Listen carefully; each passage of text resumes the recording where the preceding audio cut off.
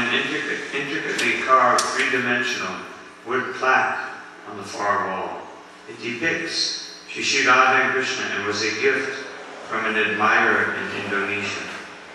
On the wall beside him hung a large canvas oil painting depicting the Mayapur foundational stone laying ceremony. It shows him sitting with some of his godbrothers while disciples and admirers stand around. Above and behind him, dioramas of Panchatattva perched on a shelf. In such a perfect setting, I was struck by how the simplicity and deep spirituality of his surroundings seemed to perfectly complement Srila Prabhupada's own transcendental nature. Later, giving Prabhupada his massage, I surveyed the beautiful gardens and wide open expanse of the fields from the veranda's vantage point. All around I could see rice fields in various stages of development, hues of emerald green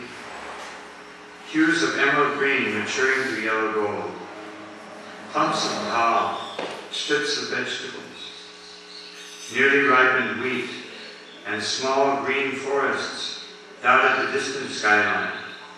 In the clear sky, kingfishers flashed brilliant blue-green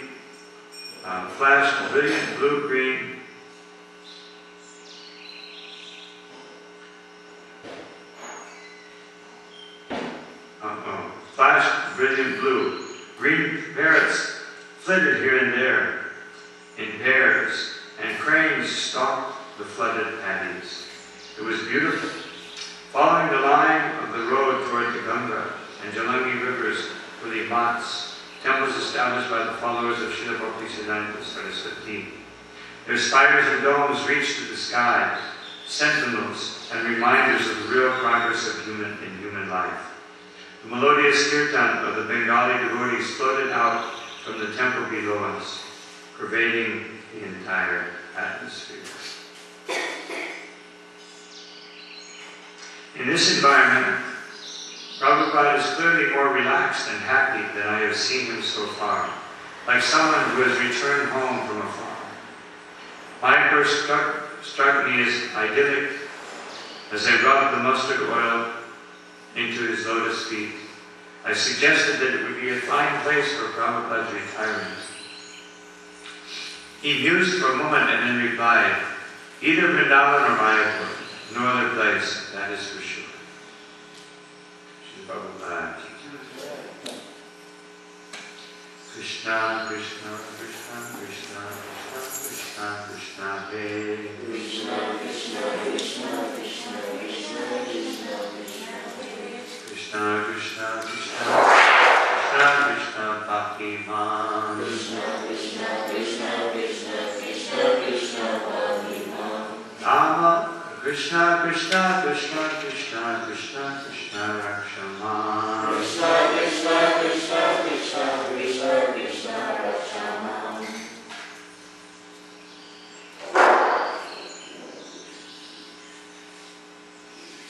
So reading from Krishna, the Supreme Personality of Godhead, Vidyadhara liberated and Shankachuda killed. We'll continue the story. They very devoutly began to worship the deity of Lord Shiva and Ambika. So this is Nanda Maharaj and his cowherd friends.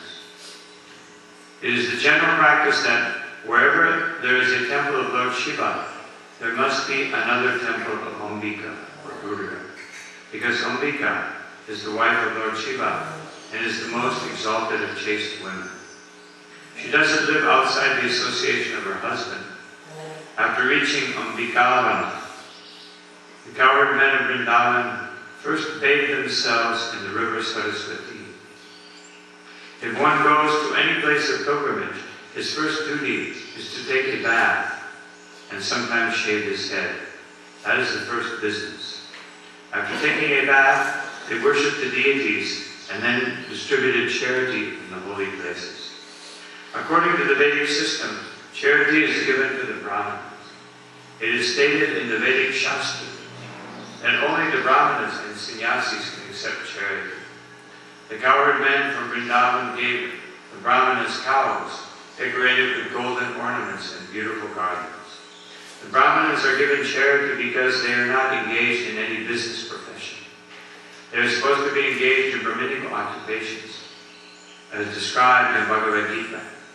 Namely, they must be very learned and must perform austerities and penances. Not only must they themselves be learned, but they must also teach others. Brahmanas are not meant to be Brahmanas alone. They should create other Brahmanas also. If a man is found who agrees to become a Brahman's disciple, he is also given the chance to become a Brahman. The Brahman is always engaged in the worship of Lord Vishnu. Therefore, the Brahmanas are eligible to accept all kinds of charity. But if the Brahmanas receive excess charity, they are to distribute it for the service of Vishnu. In the Vedic scriptures, therefore, one is recommended to give charity to the Brahmanas. And by doing so, one pleases Lord Vishnu, the demigods. So this is very important to understand the nature of charity.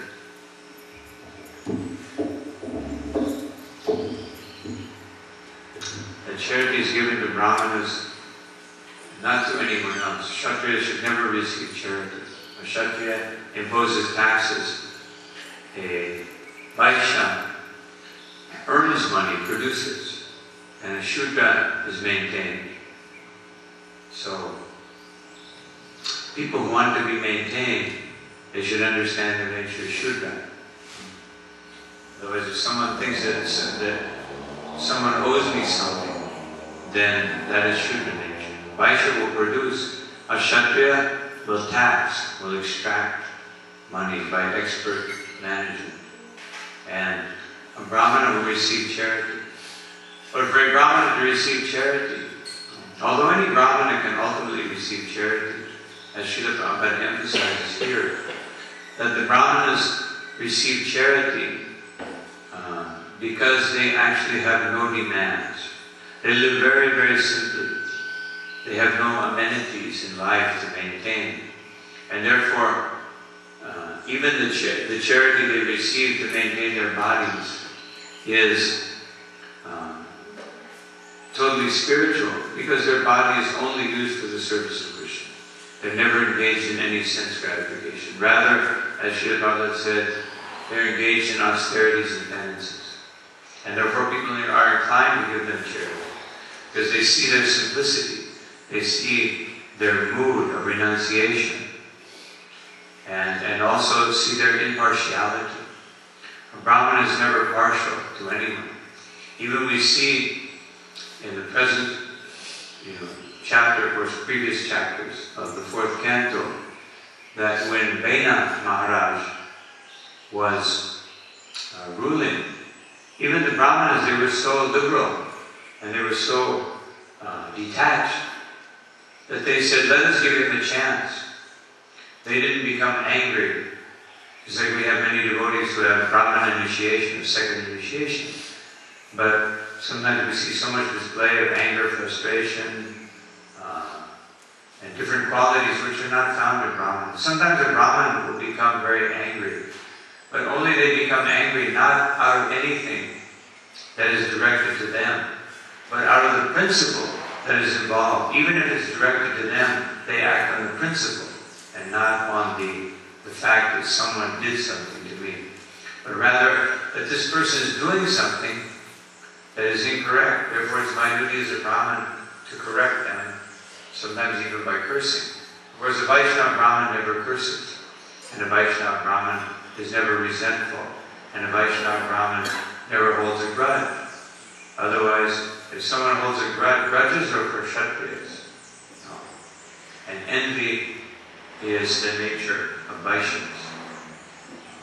Kshatriyas will hold a grudge. Someone does something against them. Dronacharya, although he was a Brahmin, because he was acting as a Kshatriya, he held a grudge against Drupada. And Drupada, when he was subjugated by Drona, he also held a big grudge against Kona. We're just waiting for the opportunity to get back to that. So this is Kshatriya. But and Shudras, they're always disturbed. Shudra nature is always disturbed. Unless they're properly taken care of, then they become happy. So we see now, because the whole world in Kali Yuga, Kalo Shudra Sambhava, everyone at best is a Shudra. Even Shudra is exalted position in Kali Yuga, because a Shudra is obedient. And even obedience is not very common in Kali Yuga. So we see that the Shudra nature, if a Shudra is not properly maintained and not happy, they become very belligerent. And they're always angry, always frustrated, always disappointed, always unhappy. So we should understand these different natures. Of course, the Vaishnava is above all these designations. Even though they may have a particular nature by birth, their objective is to transcend that nature.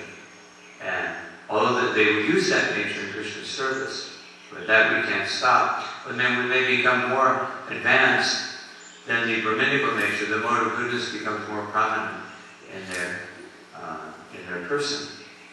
Although that may, especially if there's Kshatriya or Vaishya tendency, that may take some time to manifest. So anyway, these are very important observations by Srila Prabhupada, so that we understand how to act properly.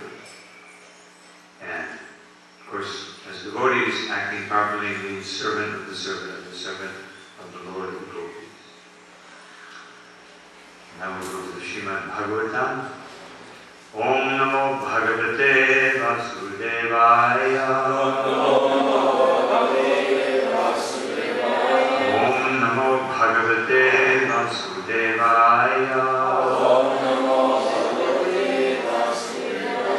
Om Namo Bhagavate Vasudevaya.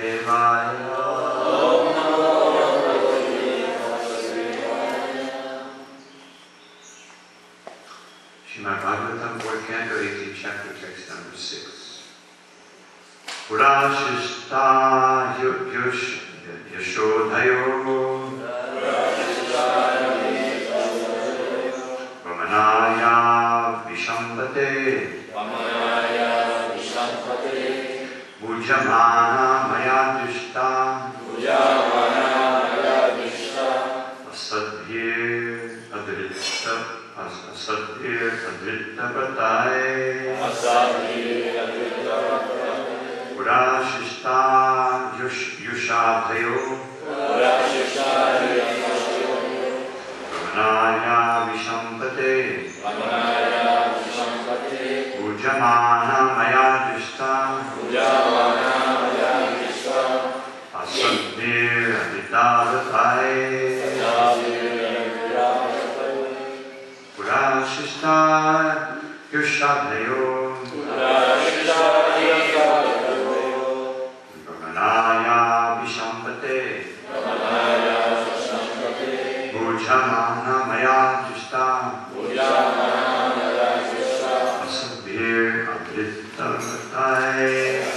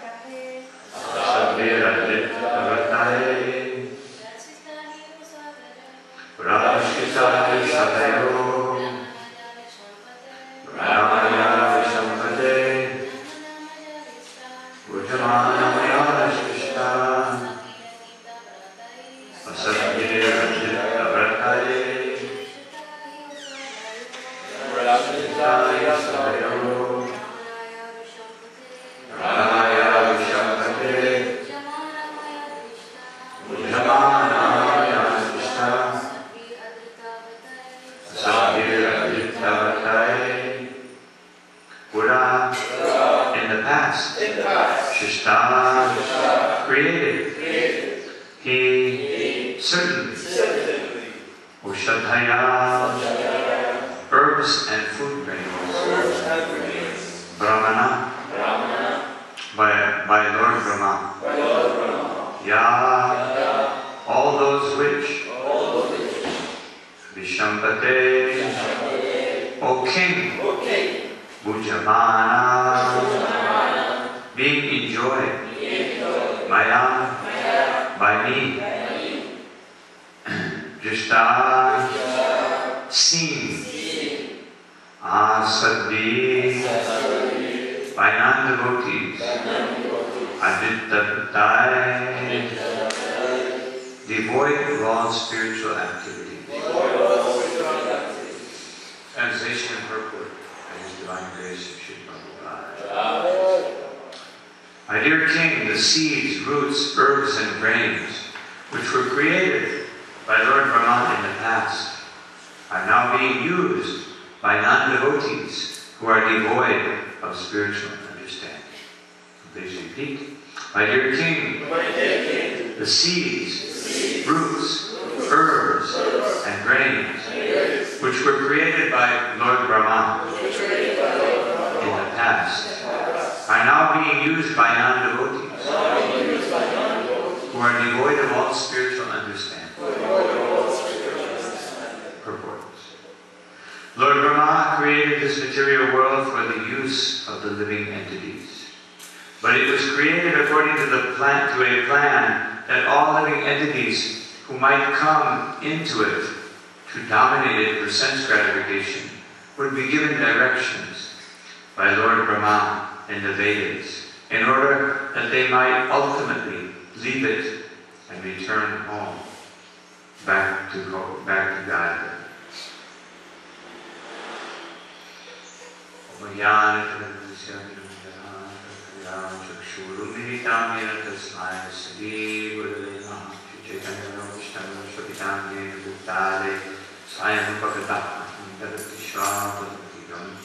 Namo Vishnu Padaya Krishna Krishnaya Nitale Srimati Bhaktivedanta Swami Nityanamane Namaste Saraswati Devi Gauravani Pracharya Devi Vishesha Shrimati Paschata Vishatarine Sri Krishna Chaitanya Prabhu Nityananda Sri Advaita Gadadhara Shivashri Gaura Bhaktivedanta Hare Krishna Krishna Krishna Hare Hare Hare Rama Hare Rama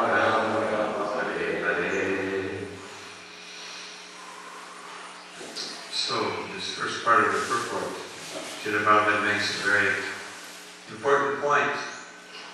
The Lord Brahma, who is the creative potency of the Supreme Personality of Godhead, is empowered to create. So He creates all these herbs, plants, flowers, and all resources for giving facility of the living entity. As we stated the other day,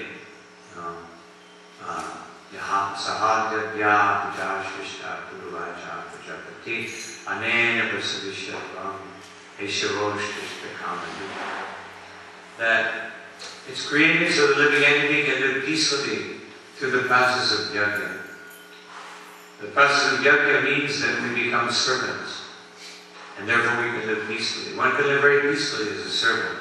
When one wants to be the master, then one lives very agitated lifestyle. Always in competition with others. Who will be the best Ishwara? Everyone's competing. Sometimes devotees compete to be the best servant, but that competition gives great pleasure and creates enthusiasm. Because the devotees are going out, who will distribute more books? Not to become proud, but to thinking, let me distribute so many books, and that will encourage other devotees to distribute books. So this is my service. Let me do whatever service I'm doing, let me do it in such a way that it will enliven and encourage other devotees to do it even better. So the mood is always a servant. Not like in the material world where there's competition. But the competition is so that I will be the supreme, I will be the best. society, trying to be the best.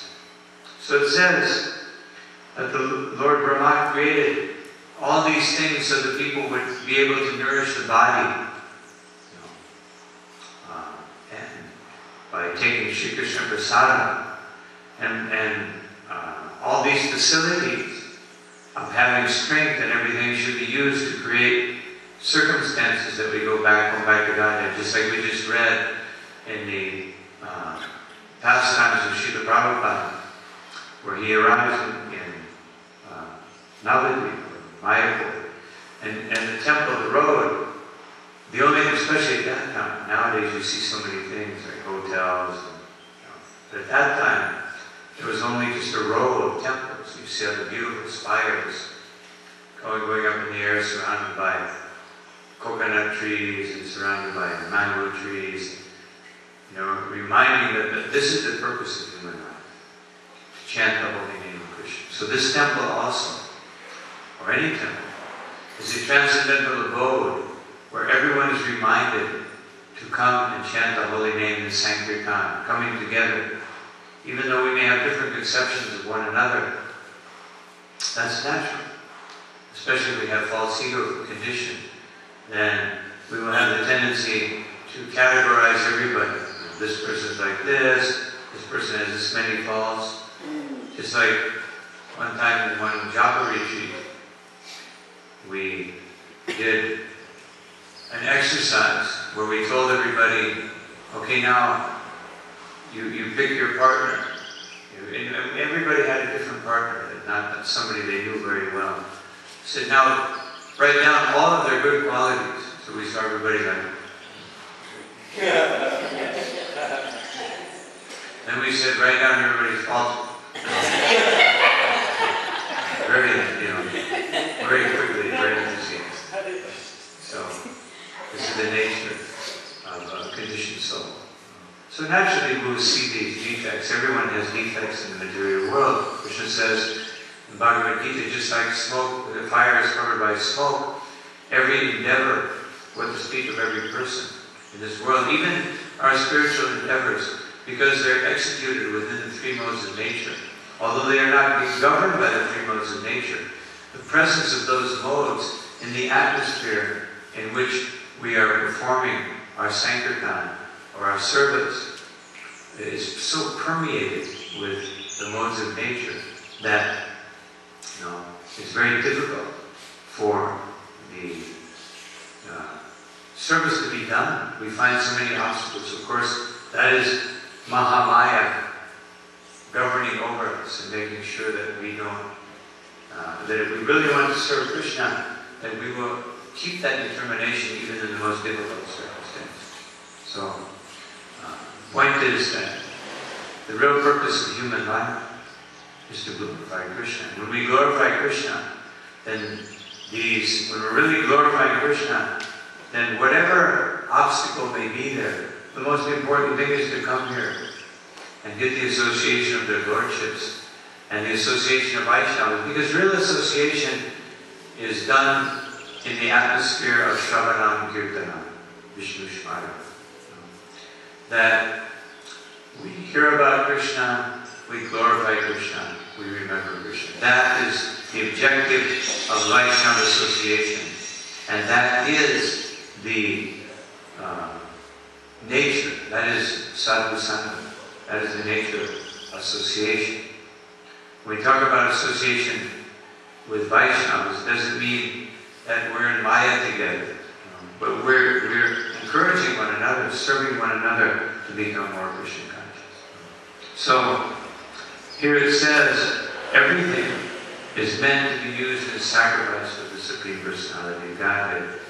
And therefore the earth is saying here to Lord Brahma, now all these things that I created previously were being used by the non-devotees. It says, are now being used by non-devotees. So, therefore she is restricting. She's restricting them. Just giving them enough to barely survive. Just like we see nowadays on this planet. That there's just barely enough to survive. But the solution is, hybrid seed. Solution is GMO, genetically modified foodstuffs. Yeah, that's how we'll solve the problem. But a devotee knows that the real solution is jagya. Then the earth, so this is what the earth is telling Prithu Maharaj, that we need to do jagya. Not that you chastise me, because I haven't done anything wrong. I'm actually performing my duty. It's my duty. That just like the duty of Mahamaya is to create circumstances so that the devotee can understand the nature of their attachments in Maya and progress spiritually. But if someone doesn't want to serve Krishna, then she chastises them, she punishes them. Because it's so much difficult, it goes with the ultimate hope that by that frustration, they will ultimately take shelter of Krishna. So this is the first point that Srila Prabhupada mentions here. However, the planet Earth, in the shape of a cow, here it submits that all these utilities are being used by non-devotees who have no plans for spiritual understanding. Therefore, why should I give them something? Just like Lord Kishore Das Babaji, he would say, people would come to him, but he could see they weren't sincere. They didn't want Krishna. So he would just chastise them. And at one point, Srila Prabhupada said that he would say, all these people, they're coming to me, but they're not serious. They want Maya, they want to go to hell, therefore let them go to hell. They want to go to hell? Okay. This is Mahabhagavad. Mahabhagavad sees everyone according to their own desires as the perfect situation. Whereas the Mahabhagavad who descends to the platform of preaching, they don't think this way. They think that we have to provide the facility so that they go back home back to God.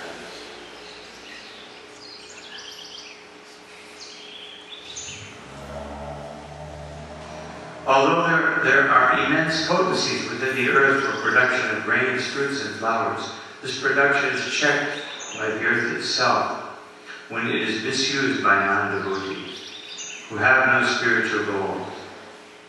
Everything belongs to the Supreme Personality of Godhead, and everything can be used for His satisfaction.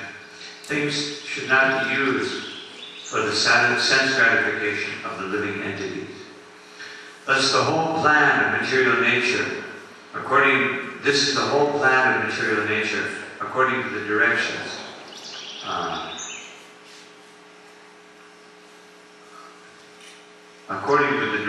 of this material nature. In this verse, the words asabhi and adiltabhratai are very important. The word asabhi refers to the non-devotees, asad or asad. They have no interest in the absolute truth. The non-devotees have been described in Bhagavad Gita as duskritana, miscreants, mudha, asses or rascals, narama, lowest of mankind, and mayaya parhita jnana, those who have lost their knowledge of the power of the illusory energy. All these persons are asat non-devotees. Non-devotees are also called grihavrata, whereas the devotee is called dhrittavrata. So grihavrata, Prahlad Maharaj said, Materna Krishna Bharato Sito Va Mito Vipadyata Grihavratanam. That the Grihavratas, so determined to enjoy this material world, can never understand Krishna, whether it be by individual endeavor, by a group endeavor, or by a combination of the two. They can never understand. Why? Adanto Vishuddham Tamisram. Because their senses are being totally absorbed in Maya and illusion, so they can never understand Krishna.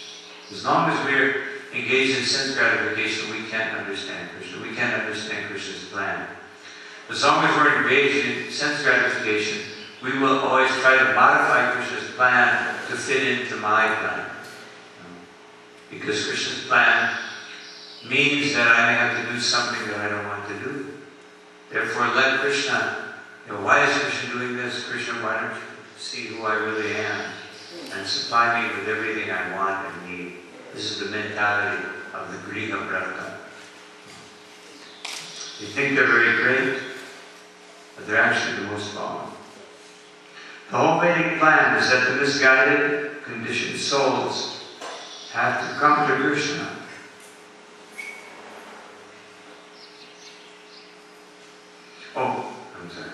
The misguided, conditioned souls who have come to Lord over the material world should be trained to become Dattavara.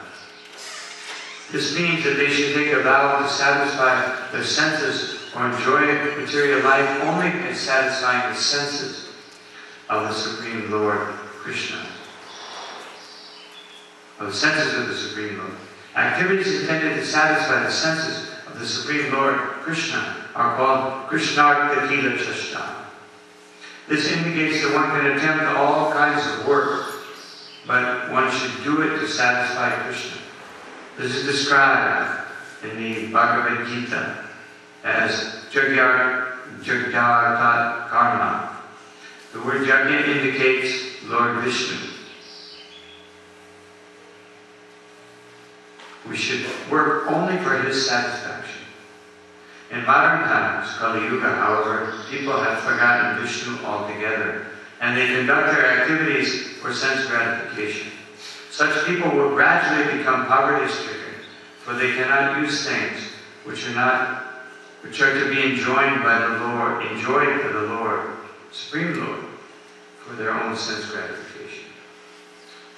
If they continue like this, they will ultimately be in a state of poverty, and no grains, fruits, or flowers will be produced. Indeed, it is stated in the 12th canto of the Srimad Bhagavatam that at the end of Kali Yuga, people will be so polluted that there will no longer be any grains, wheat, sugarcane, or milk. Now, what does that mean? That means that they have nothing to eat, so they become cannibals. They eat one another. There's no food, there's no grains, there's no animals, there's not sufficient water. Even nowadays, we're already seeing in this very, very beginning phase of Kali Yuga that the water is drying up. This is one of the biggest problems. Scientists anticipate that this will be one of the biggest problems. That fresh water is becoming less and less available, and there's more and more people. Also, especially meat production, killing the cows. This takes so much water. It takes like, I think I read 7 times more water than just growing vegetables. And then, on top of that, to maintain a slaughterhouse plant requires so much more water. So they're wasting the water and eating something that is not beneficial. So here, we see that the earth is submissively, but with a little bit of insistence, approaching Pitu Maharaj, because she is directly being threatened. Now, on the other occasion that we know where the earth has become distressed, she is not being threatened by the Lord, but in this case, she's being threatened by the Lord. It is Shakti Vaishavatar form of Pitu Maharaj. So she's a little challenging, she's very concerned, where the earth, which is being overburdened by demons in the beginning of Kali Yuga, the end of Dwapara Yuga, when Krishna appears, these demons, they were countless. It's stated they were countless. These were not descendants of the spiritual world, like Jai and Vijay. No, these were demons who were demons by association and demons by sinful activity. They become demons. So they're not very qualified demons. Like Hiranyakashipu, Dattavara, they were qualified demons. They had some culture, they had knowledge. But these demons, even Kamsa himself, he has no intelligence. We can see he has no intelligence. Whereas other demons that are actually devotees of the Lord, they have intelligence. Now previously the earth was attacked by Kalameni, or the previous incarnation of Kamsa. Kalameni was very, very cruel and very mean, so much so that his sons in previous time rejected him, and they rejected Hiranyakashipu. They went directly to Lord Brahma, and they said, we want this, we want that. So Hiranyakashipu got very angry, and he cursed them. He said, because you are acting improperly against me, you will live such a miserable existence that you will be killed by your own father in the form of Kamsa. So they took birth in the womb of Devaki, and Kamsa killed him. He was forced to kill his own children because he was so cruel. That's the nature of demons. But many of these demons, by seeing Krishna, they actually become purified in Krishna Lila. So the earth at that time, she was suffering by others. So she approached the Lord through Lord Brahma in a very submissive spirit. And she said that, same type of condition. She approached Lord Brahma and said, how can I produce? How can I produce when there's so many demons? Of course, those demons were eliminated, because if those demons would have remained, or even if the yadas would have remained, stated in the Bhagavatam, that the yadas were so attached to Krishna that if Krishna would have left, and the yadas would have stayed, and that they were just too powerful for the earth, especially in Kali Yuga, because they would have created so many huge expanded families, and then those families would be so powerful that they would not serve the purpose of Kali Yuga, because they would be Krishna conscious, and they would also be agitated because they don't have the association of Krishna and the Kshatriyas. Just like we see so many devotees don't have Krishna's association, but they meditate more intensely on Krishna. But a Kshatriya who doesn't have Krishna's association, they become very violent. They're very, very disturbed. So, the earth, she approached Lord Brahma, and Lord Brahma summoned the demigods and Lord Shiva. He invited the demigods because he was thinking the problem we have here is that the earth needs protection and the demons need to be destroyed. Two things. We need to accomplish two things. So I will bring the demigods, and Indra, with the demigods, we can present a plan that he will give protection and to Lord Vishnu. And I will bring Lord Shiva, and we can present a plan that he will destroy the demons. And another reason why he brought Lord Shiva is that he's very dear to Lord Vishnu, so by bringing him along, he would maybe make the appeal more possible. So when they arrived, the Lord Brahma began to pray to the Lord, but he was not allowed to come into the palace of Lord Vishnu. The Lord spoke to him. He heard Lord Vishnu. He could not see him. No. Sometimes we want to try to see Krishna, but even Lord Brahma could not see Krishna. And then the demigods could not see Krishna, and they could not hear also. they couldn't hear.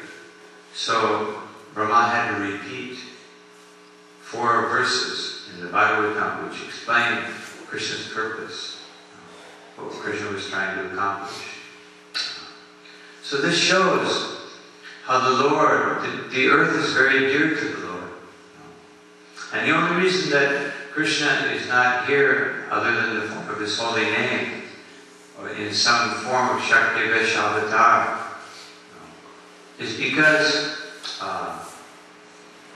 there's so much sinful activity that Krishna doesn't want to interfere. Even the demigods won't come to this planet. Just like so many people are worshipping demigods, but it's stated that the demigods won't come. They won't come to Kali Yuga, especially to accept some inappropriate sacrifice, done with oil. Many times they don't even use ghee. Some cooking oil and some ghee wicks and some mantras, and thinking that the demigods are obliged by proper sacrifice to come. Dasyante Jagya Bhavata, it's stated in the Bhagavatam. But they are obliged to come.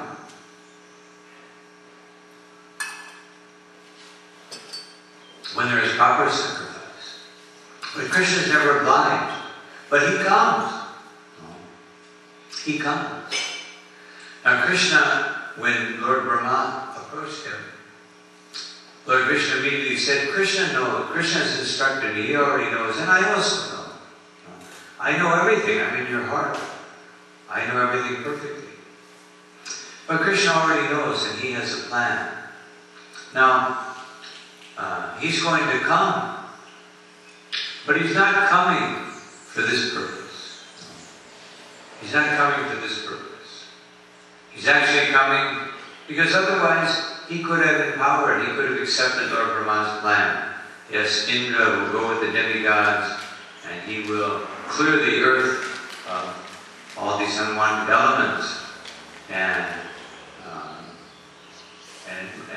Lord Shiva would annihilate the demons. But no. Krishna wanted to come because his devotees, he wanted to teach the whole world what is the nature of pure devotional service. For 3 yugas had passed. And in those 3 yugas, no one could understand the sweetness of Krishna. Maybe a few devotees here and there. But practically no one could understand the sweetness of Krishna's pastime. And therefore Krishna wanted to come and wanted to demonstrate that what is the nature, what is his true nature, what is the look of Vrindavan, what is the highest goal. That is not very easy to understand. And just as Lord Brahma could not see Krishna, no one could see Krishna. Only a few people, Srila Prabhupada said, only a few hundred people could really see and understand Krishna when he came. Otherwise, other people saw, maybe they saw another form of the Lord. But they didn't really see Krishna and his sweetness. Only his eternal associates who came with him and those who were joining his pastimes, they actually had the vision of Krishna in Vrindavan playing his flute, doing so many wonderful, performing so many wonderful pastimes. So those persons are mentioned here by Srila Prabhupada as Dattavara, very determined. Because they are very determined to serve Krishna, they get the opportunity to see Krishna. Just like Shri Radha Gopinath is here. We have the opportunity to see them if we have great determination. But if we don't have great determination to see them at all costs, then we'll find there's so many reasons not to come to the temple. So many reasons not to worship the Lord. Just like the Lord is so merciful in his deity form that he allows us, although our background is Mlecha and Yavana and Swapacha, and even worse than Swapacha, Galpracha, Kavi. So, but he still gives us the opportunity. But if we don't have Vitta Brata, if we are Adritta Brata, as it says here, Adritta Brata, if we are Asadbi, Srila Prabhupada says Asadbi, non-devotees. If we are non-devotees, or we are aspiring devotees but with non-devotee habits, then we won't be attracted to come and take advantage of this offer of Krishna. You come and personally serve me. What is the difference of serving Radha Gopinath and Gornitai here and serving them in the spiritual world? There is no difference. But there is a difference at the same time. The difference is that if my mind is not concentrated on Krishna, I will not see him properly. I will not serve him properly. I will not give him proper respect, because my mind is distracted by so many material things and so many material considerations. So I won't see the deity. I'll be going through something mechanically. I'll be thinking of some artistic activity. This is some artistic activity. But I won't be entering into the mood, into the sweet pastime of actually dressing the Lord. But if we take advantage of it, we can actually dress him and he will reciprocate. He will give us such great happiness in the heart. How can we know if we're serving the deity properly? Because we will have so much happiness in our heart that our material desires will go away. How do we know if we're chanting the holy name properly? Because the holy name will immediately penetrate the heart and purify it. And then I won't have any desire to enjoy this world. If I'm actually chanting properly, I won't have any desire to enjoy this world. So this is the nature of devotional service. So then this is the gauge, this is the way we can measure the quality of our devotional service. If we're feeling the symptoms of Bhava Bhakti developing in our heart, what are those symptoms? Virakti, we're detached. Manashunyata, we're free from false ego. We're always wanting to respect others and serve others. Namagana Sada Ruchi, we're always feeling more and more taste in the holy name. We want to chant more. We don't want to chant less. We don't want to stop at 16 rounds. The holy name is so wonderful. I want to chant unlimitedly. These are signs. Saktish, great attachment to the Lord, so much so that I only want to be with the Lord in the form of His holy name, in the form of His deity, in His associating with His devotees. These are all symptoms that I'm advancing in devotional service. And if we don't feel these things happening to some degree in our heart, if we have more material desires, if we, as I mentioned yesterday, if we're not very anxious to offer obeisances to all the devotees and all the living entities, then we can understand I'm not very advanced. So we have to work on becoming more qualified in our devotional service.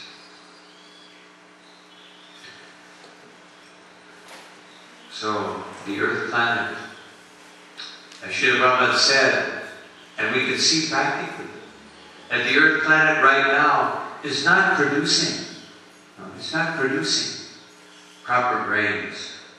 And therefore, people have to use all these technologies to try to produce. But these grains are not imbued with the potency of the earth. Therefore, they will not have the same effect. They will not give nutrition. They will not give strength. Because what does Krishna say in Bhagavad Gita? I am the healing herb. Otherwise, an herb cannot heal without the presence of Krishna. Also, the grains cannot nourish us without the presence of Krishna. And real nourishment means that the soul is awakened in its original activity of serving Krishna. So if these things are not happening, otherwise, if foodstuffs are not grown to be offered to Krishna, then the earth will gradually, and we see that, deserts, there's more and more deserts everywhere. The external reason is people are cutting down the trees, people are using that, they cut down the trees and then they use that land for grazing cattle so that they can be slaughtered. So that the place just turns into a desert. Because of the sinful way they're using it. Simply gradually turns into a desert. So all these things, we can try to analyze it. There's so many nice people who try to analyze it through systems of ecology, saving the earth, etc. But the real way to see everything in one effort is to be Krishna conscious. And we respect the earth, we respect the living entities, we will be able to produce so many things, to induce the earth, to produce so many wonderful things for the sustenance of all living entities. And if the devotees are giving out prasadam, then the earth will produce more. But if materialistic persons are taking even the grains which are meant to be distributed and trying to make huge profits, raising the prices constantly and make huge profits, then there will be no